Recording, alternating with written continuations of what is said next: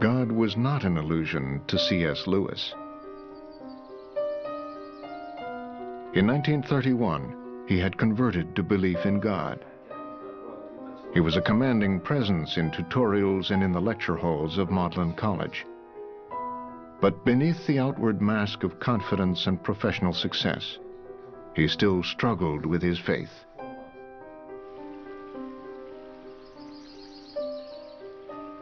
I'm appalled to see how much of the change I had thought I had undergone lately was only imaginary. For the first time, I examined myself with a serious, practical purpose. And there I found a zoo of lusts, a bedlam of ambitions.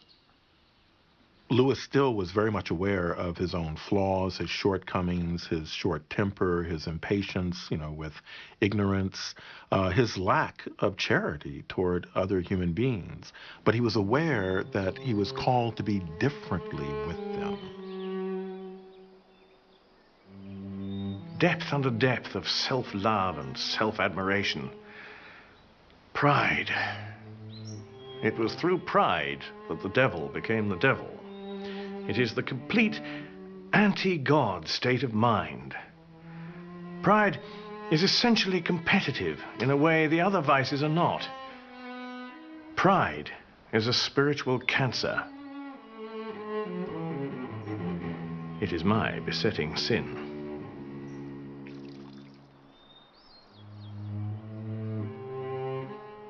The real work seems still to be done.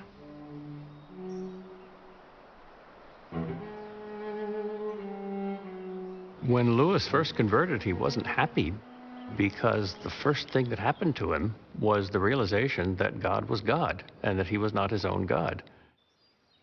God was a transcendental interferer, barging into Lewis's life and saying, "You're not God, I am God." It must be understood that my conversion at that point was only to theism, pure and simple. I knew nothing yet about the incarnation. The God to whom I surrendered was sheerly non-human. Lewis believed there was a God, but he did not yet have a specific way to worship him. He was attracted to Hinduism and Christianity. I think Lewis made a conventional objection to Christianity that it's so much like other religions. Dying and rising gods, and redemption from sin, and the triumph of life over death. These seem to be common patterns, so they could be explained psychologically instead of historically. And then one of his friends, who was an atheist, who looked at the life of Christ and said, "Rum thing, seems to have really happened once." And that shocked Lewis. If he, the cynic of cynics, the toughest of toughs, were not, as I would still have put it, safe, where could I turn? Was there then no escape? He was reading G.K. Chesterton, because Chesterton tells, in effect, the history of the world and how it was leading up to the incarnation. A great man knows he is not God, and the greater he is, the better he knows it. The Gospels declare that this mysterious maker of the world has visited his world in person. The most that any religious prophet has said was that he was the true servant of such a being.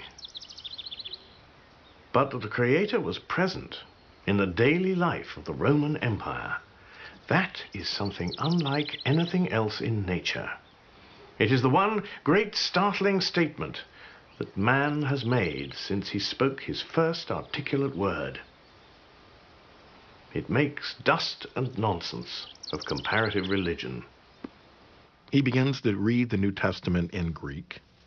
He begins to understand that the New Testament is not just a set of stories, but actually a witness to the presence of a historical human being who embodied the Spirit of God, that this person did not sin.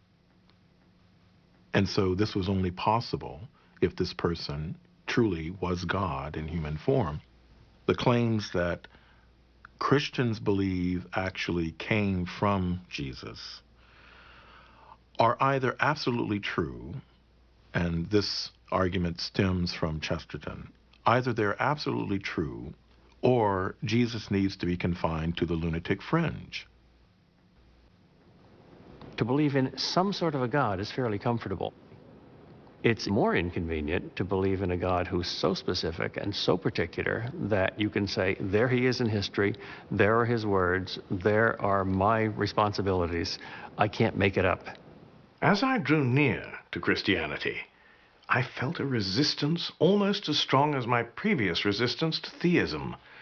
As strong, but shorter-lived, for I understood it better. At each step, one had less chance to call one's soul one's own.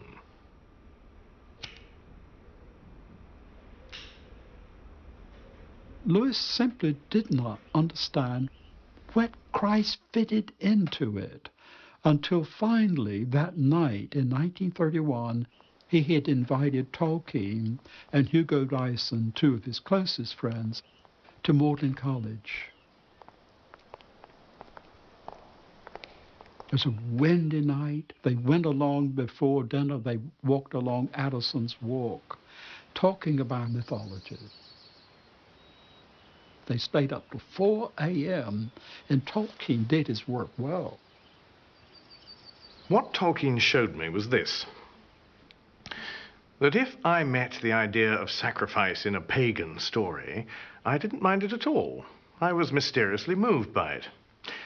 The reason was that in pagan stories I was prepared to feel the myth as profound.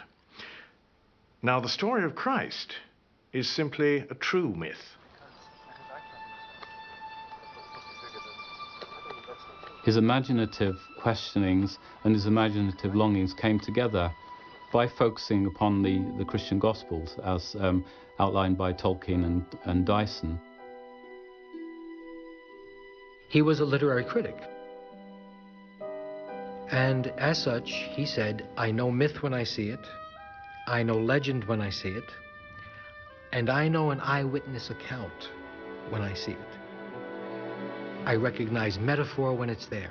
All of this is in the Bible. All of it is inspired. But far from all of it is literal history. Well, Dyson and Tolkien pointed out that the only difference was, we don't know that Osiris walked the earth, but Jesus left footprints. People saw him and talked about it.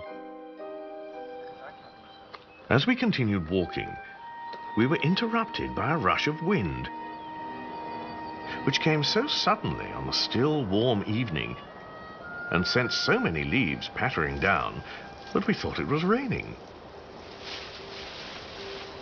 We all held our breath, appreciating the ecstasy of such a moment.